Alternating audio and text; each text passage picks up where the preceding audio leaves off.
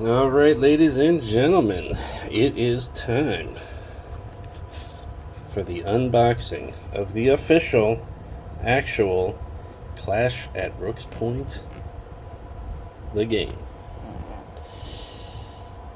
As you can see, this comes in a cardboard box,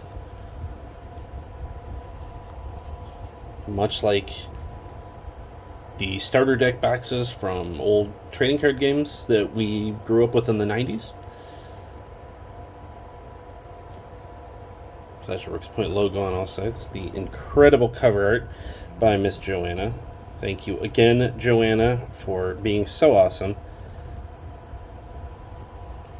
On the back, we have a barcode, ages 12 and up. A game for 2 to 4 players. Takes 5 to 15 minutes. Published by Small Games. Typical blurb that I've used for quite some time. And a flip top. Now, the one that you get will be sealed. This will be shrink wrapped. But as you can see, these open. Now, you can crease it here a little more if you really want to. I just opened this for maybe the third time, so not gonna need to. But so in the box we have this very first card that I specially made. Before you Clash at Rook's Point contains 2 identical decks, but bear in mind that these 2 decks can easily be mixed together. In a traditional 2-player game of Clash at Rook's Point, each deck will need to be sorted into the following, and these are obviously all the cards. Card back, orange background.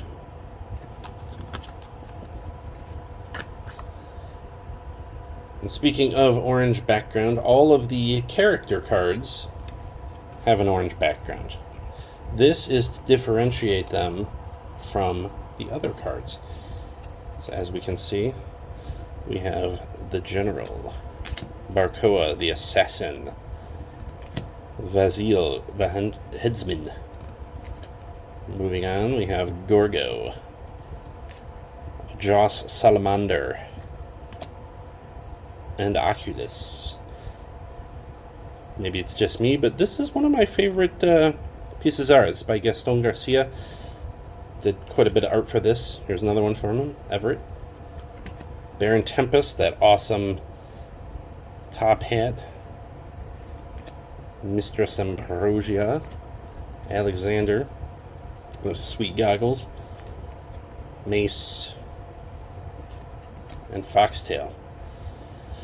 So, looking at some of these, something that's very important to keep in mind is that, unfortunately, due to the printing process, and this is kind of a natural thing, some of the artwork might look kind of dark, and especially here on this video, because I'm not a videographer, so the lighting sucks. So I apologize in advance for that. But one thing you'll notice is that the artwork might look kind of dark, kind of shadowy. I mean, clearly you can see what's going on. You see this a man, what's going on here. But Baron Tempest especially, this is a really good example. Now, this was a dark piece of art to begin with a dark background. But the top hat, which kind of goes here, it really blends in. And again, this was not intentional, because in the original artwork by Gaston, it's more vibrant, it's more clear, it's not so blended. And like I said, it's just a printing thing, it's a color thing. I'm sure there's ways to fix it. But when it really comes down to it, you can still see the wonderful artwork on these. You can still see all the fine details and how good everything looks. It's just going to be a little darker, but that's the thing, is that, I mean, just even looking here on this horrible lighting on my cell phone camera that I'm recording with a desk lamp as my lighting, you can still see the artwork. It still looks fine. It's not this dark, almost invisible piece that you can't really make out anything. But so if things do look a little dark, they're it's because of the printing. But we can work on that in the future. So moving on, we have all of the other cards here, the enhancements. Enhancements all have a blue background. And like I said, there are 2 decks in here. And what's really cool is that when you first open this, it will be sorted this way. I gotta give it to Print Ninja. I mean, they really kicked ass with this.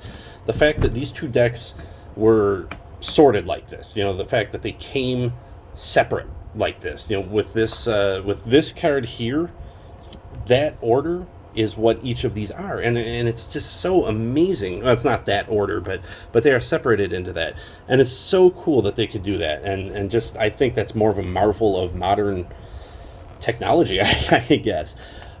Keep in mind, I came, like I mentioned, the 90s, like old trading card games and stuff. I remember back in the mid 90s when trading card games were new and they were a real big deal, and you'd get a starter deck, and they would say, oh yeah, there's enough cards to play a game right out of the box, but that was never true. I remember old packs like Magic starter decks. I played Star Trek The Next Generation, CCG, Star Wars, and none of these had enough cards to really properly play right out of the box, which was really annoying, and it was hard to do sealed games. Now, obviously, as technology came, they would have fixed decks and everything, but things never really were kind of sorted. And now they are, which is really cool. You can get a Pokemon starter deck, or Flesh and Blood will have starter decks, and everything comes numerically in order. Now, granted, yeah, you're going to pull cards out of there and separate them and shuffle them, but I think it's really worth noting that things can be ordered now. And maybe I'm just off on a tangent because I'm old and I'm used to very old, uncivilized ways, but I think that it was very much a surprise and very much a shock almost that when I pulled this out of the box, they were in this order, and more importantly, that they were separated like this. So again, kudos to Print Ninja. If this is not news to you, just ignore me. I apologize, but that, I'm so happy about this. So I think that's worth noting. But anyway, we're going to look at these cards because I want to show you how this looks. So we have Luck, 2 copies of Luck. Hurt More. It's once again by Joanna. I would say this was one of the biggest shocks art-wise for me. I gave Joanna a very basic idea of what I wanted, and this is so cool. I love the gothic arch, the red hair, the knife, and there's someone there. What's going to happen? Is she going to hurt them more? Probably, and there's 3 copies of that. There's Chance, which, once again, I love this card because this really shows the dichotomy of, the theme of this, of how there's science and fantasy. You've got this cool laser blaster, but also this guy with an axe. And he literally has, you can't really see it, but he literally has the line drawn in the sand, which is so cool. There's Boost. This, I don't know what you call this, object source lighting or something. This kind of just lighting, this looks so cool. This looks so real. If you were paying attention during the campaign, this was a piece of art by Artur Vilela. This was a piece of art that I used quite frequently. I'm really impressed with it, and I love that kind of just lighting and the lightning and everything. Speaking of, here's some blue lightning off of a fist. This is one of the better enhancement cards. Just gives you power. The Shield by John Henry Esteban. Excellent card. She has an energy shield around her. Loving the pink hair. Heal. So kind of a fun little tidbit with this heal card. Once again, this was Gaston who did this, and you can kind of see right here on the guy who's being healed. He has a mask, and it's very similar to like Scorpion or Sub-Zero from Mortal Kombat.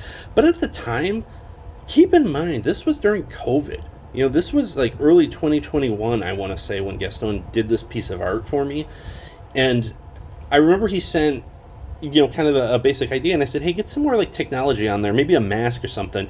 And I guess someone and I, we kind of had a laugh about it because it's like, oh, of course, the mask. We're so used to wearing masks. We feel that we need to incorporate them into our artwork now. But I think it worked very well, and it was a really cool thing. Once you see it in person, like I said, once again, the coloring and the light, the darkness is not so prevalent as it is in this horrible video. Desperation by Rick Hertel. I felt horrible when Rick did this for me because this was one of the reasons why I picked Rick to do this. A lot of his art is landscapes like this, with depth and everything. And you see this little dude, but this piece, the original piece, was probably out to here, like the width of this paper, and I unfortunately had to cut it off like that, which was so frustrating because it was such a great piece.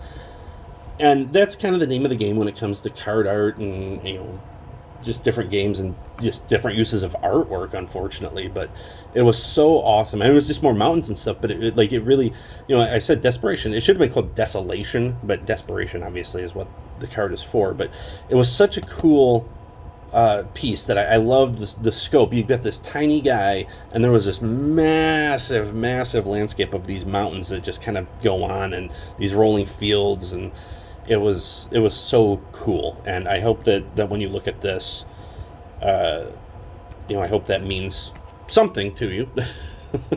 I don't know. Brush off. Now this was neat by dude Rafael Carrizo. I like this because I said I wanted a blast of magic that's getting brushed off, and I said just a blast of colorful magic, and I love that how it's white, but there's all like the rainbow colors coming out of it. And that's something you'll notice in this game is all the magic has color kind of associated with it. And what I love about this was how washed out and dull this whole piece of art is. And there's a guy and there's a hand you can see there, but this magic, it's obviously the center point, the focal point. And I just absolutely love the color and the brightness of that. So that was really neat. Save, once again, big blast of magic. A green skinned woman may or may not be based on a Marvel Comics character. Saving this weak little fish man here by Gaston once again. Long range. Now, once again, this was yet another piece of artwork that was much bigger, but the fact that here's the focal. Here's this assassin with a crossbow shooting this tiny little guy down here in this valley. It's what you could say a long range shot. But again, like I said, this was a bigger piece that I had to cut down. But still, it's a really cool card. This card is 1 per deck because it is so or badass, I should say, not bad. Once you play this game, you'll see that this is a very, very strong card, and there's a reason that I only included 1. And finally, we come to Block, once again by Gaston. This was just kind of a fun card. I remember when I did the modeling for this myself, and I kind of put this ridiculous look on my face, which fortunately he didn't draw into the picture and cover it up because it would have been horribly ridiculous if I was truly the model here. So that's the cards. We can look through the second deck. It is literally the same cards in the same order, but once again, I'm just flabbergasted that they managed to keep them separate and print them in 2 separate decks like that. That is just so cool. Absolutely loved it. Loved this whole thing. So the big thing that I think even more excited about than the fact that everything turned out so well is the edges on these cards. I mean, look at that. There's no white like flash lines. There's no real scrap. And you look at the P values on the side and on the top, and they match up so perfectly. There's just no bleed. There's no lack of bleed. Everything was cut perfectly, rounded corners. They're not, I don't know how to explain it, but there's no like bump at the edge. It's just such a smooth cut. Everything has that very smooth, very shuffleable finish to them. And unfortunately, we didn't get enough backers to get the the linen finish on these cards, but they're still nice and smooth. Let's take a look and see how well these shuffled out. I haven't shuffled these yet. I literally just pulled them out of there. You can put them in sleeves, obviously. Sleeves are always good. In fact, that's probably how I'm going to put them. Keep your cards safe. I cannot shuffle. There we go.